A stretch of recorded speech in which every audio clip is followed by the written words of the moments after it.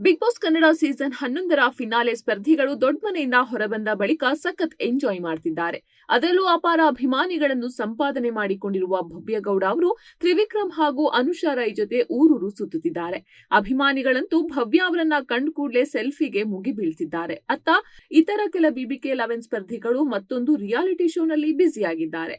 Colours ಕನ್ನಡದಲ್ಲಿ big Boss Kannada 11 ಮುಗಿದ ಬಳಿಕ ವೀಕೆಂಡ್ನಲ್ಲಿ ಅನುಪಮಾ ಗೌಡ ಅವರ ಸಾರಥ್ಯದಲ್ಲಿ ಬಾಯ್ಸ್ ವರ್ಸಸ್ ಗರ್ಲ್ಸ್ ಎಂಬ ಹೊಸ ರಿಯಾಲಿಟಿ ಶೋ ಆರಂಭವಾಗಿದೆ.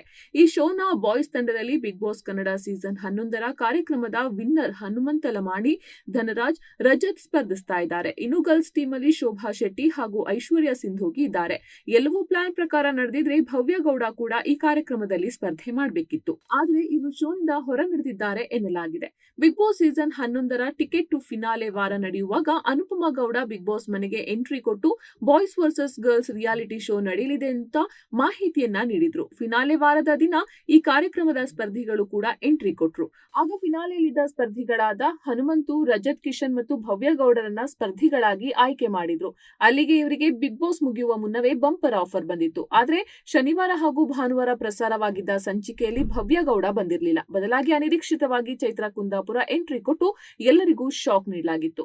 ಆದ್ರೆ ಇದೀಗ ಭವ್ಯಗೌಡ ಈ ಆಫರ್ ರಿಜೆಕ್ಟ್ ಮಾಡ್ಬಿಟ್ರಾ ಎಂಬ ಪ್ರಶ್ನೆ ಅಭಿಮಾನಿಗಳಲ್ಲಿ ಮೂಡಿದೆ. ಯಾಕಂದ್ರೆ ಬಿಗ್ ಬಾಸ್ ಮನೆಯೊಳಗೆ ಹೇಳಿದಂತೆ ಭವ್ಯ ಇದರಲ್ಲಿ ಭಾಗವಹಿಸಬೇಕಿತ್ತು. ಚೈತ್ರ ಹೆಸರು ಇದರಲ್ಲಿ ಇರಲೇ ಇಲ್ಲ. ಆದ್ರೀಗ ಭವ್ಯ ಜಾಗಕ್ಕೆ ಚೈತ್ರರನ್ನ ಕರೆತಂದಿದ್ದು ಯಾಕೆ ಅಂತ ಅನುಮಾನ ಎಲ್ಲರಲ್ಲಿದೆ. ಬಿಗ್ ಬಾಸ್ ಮುಗಿದ ಬೆನ್ನಲ್ಲೇ ಭವ್ಯ ಅವರು ತ್ರಿವಿಕ್ರಮ್ ಹಾಗೂ ಅನುಷಾ ಜೊತೆ ತುಮಕೂರು, ಮೈಸೂರು ಹೀಗೆ ಸುತ್ತಾಡ್ತಾ ಇದ್ದಾರೆ. ಸದ್ಯಕ್ಕೆ ಅವರು ಬ್ರೇಕ್ ನ ನಿರೀಕ್ಷೆಯಲ್ಲಿದ್ದಾರಾ ಎಂಬ ಅನುಮಾನ ಕೂಡ ಮೂಡಿದೆ. ಅಥವಾ ಬೇರೆ ಪ್ರಾಜೆಕ್ಟ್ ಗಾಗಿ ತಯಾರಿ ನಡೆಸ್ತಾ ಇದ್ದಾರಾ ಎನ್ನುವ ಪ್ರಶ್ನೆ ಕೂಡ ಕಾಡ್ತಾ ಇದೆ. ಆದ್ರೆ ಭವ್ಯಗೌಡ ಏಕೆ ಈ ಕಾರ್ಯಕ್ರಮದಲ್ಲಿ ಕಾಣಿಸಿಕೊಂಡಿಲ್ಲ ಅಂತ ವೀಕ್ಷಕರು ಮಾತ್ರ ತಲೆ ಕೆಡಿಸಿಕೊಂಡಿದ್ದಾರೆ. ಮುಂದಿನ ದಿನಗಳಲ್ಲಿ ಭವ್ಯ ಈ ಬಗ್ಗೆ ಏನಾದ್ರೂ ಸ್ಪಷ್ಟನೆ ನೀಡ್ತಾರಾ ಅನ್ನೋದನ್ನ ಕಾಯ್ದು ನೋಡ್ಬೇಕಿದೆ.